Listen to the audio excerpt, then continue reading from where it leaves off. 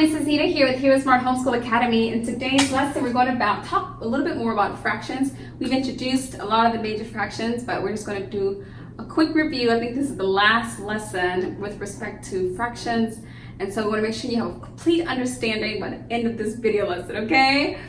Well, let's begin with the word of prayer. We thank you, Lord, for this time we have to learn and grow. We seek to do the best we can and add to what we know.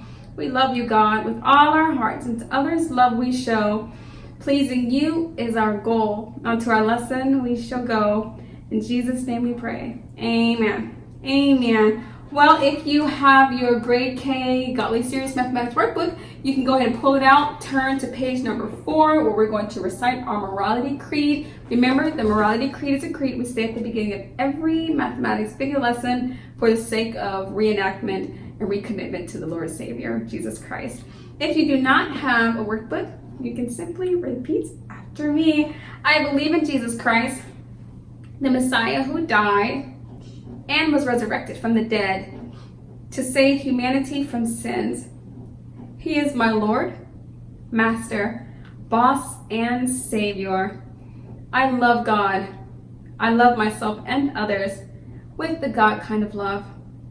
I believe the Bible is inspired by the Spirit of God and is the basis for morality, rights, and wrongs.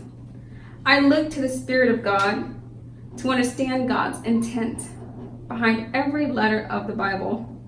I abide by this intent, and I live to honor God in thought, in word, and in deed. I believe that there is a heaven to gain and a hell to shun. Father, please give me grace and mercy to please you more. This is my morality creed. In the name of Jesus. Amen.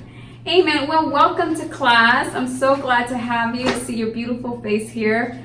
We are on page 93 if you're following along with your workbook. And we're introducing, or actually really just reviewing fractions. We have, this should be similar to what you see in your workbook, side A, side B. So this is side A. And this would be side B. And what the purpose of this exercise is, what you're trying to do is to make side B match that of side A, okay? So here we see how many boxes on the first row. We see 5 squares. How many of those squares are shaded? 3. 1, 2, 3. Over here we have how many circles? 1, 2, 3, 4, 5 circles. How many circles need to be shaded? 1, 2, 3. Do you see that? So let's go ahead and shade in 3 circles. Use any color you like, or you can just use your pen and pencil. That will work just fine. We're just going to do a quick shade. There's 1 for me. 2 and 3. Great. So I've shaded in my 3. I hope you've done the same. And I have a question for you. How would you write this as a fraction? Now, I know we have not talked about necessarily this up to this point, but I think I believe you've got the gist by now. So what you're going to do is you're going to start by counting the number of boxes. You have 1, 2, 3, 4, 5. You just make your line here. You write the number 5 there. And how many of those squares or circles are shaded? How many are shaded? 1, 2, 3. 3/5. So you have 3/5 shaded. You see that? 3/5 shaded. All right, let's move on to the second row. We have how many squares? 1, 2, 3, 4. How many squares are shaded? 1, 2, 3, 4. Okay, so let's see if we can make this information be reflected over here. How many circles do we have? 1, 2, 3, 4. How many circles should be shaded to make the 2 match? 1, 2, 3, 4. Can you see that? We have 4 shaded squares, then we need to have 4 shaded circles so that the 2 can match. Okay. I'm finishing up my second shaded circle, on to number 3.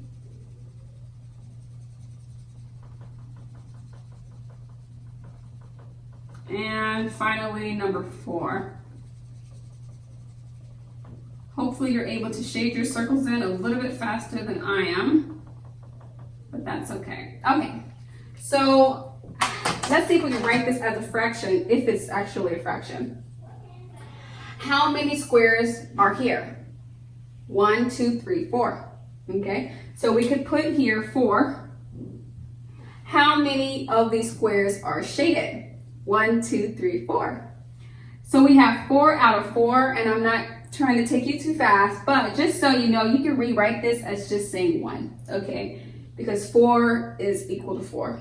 Let's just put it that way. So it's 1. 4 is 1. 4 divided by 4 is 1. But I want you to get comfortable with how to reason and analyze this information, this sort of information, so that when you apply more complexity to it in future years, you'll say, oh yeah, Mrs. Nita introduced that to me, that's no problem.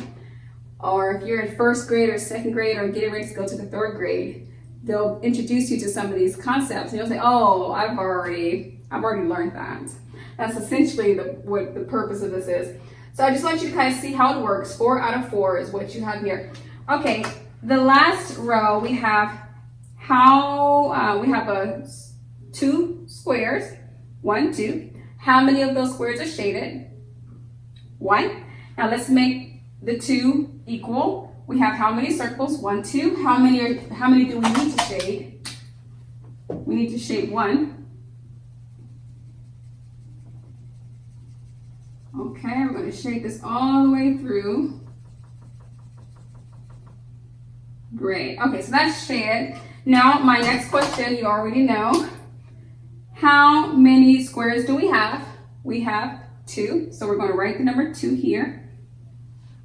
Now, how many of those squares or circle, how many are shaded? 1, is that right? Just 1. So you'll write your 1 on top. And that, boys and girls, is 1/2. Okay, so you have 3 out of 5 shaded on the top row. 1, all 4 are shaded on the bottom row. All are shaded. And then in the middle row, and on the bottom row, you have 1/2. 1/2 of the circles, 1/2 of the squares, okay? So that should help you to complete your exercise for today in the workbook. Thank you so much for coming by. It's always a pleasure to have you. But until next time, God bless.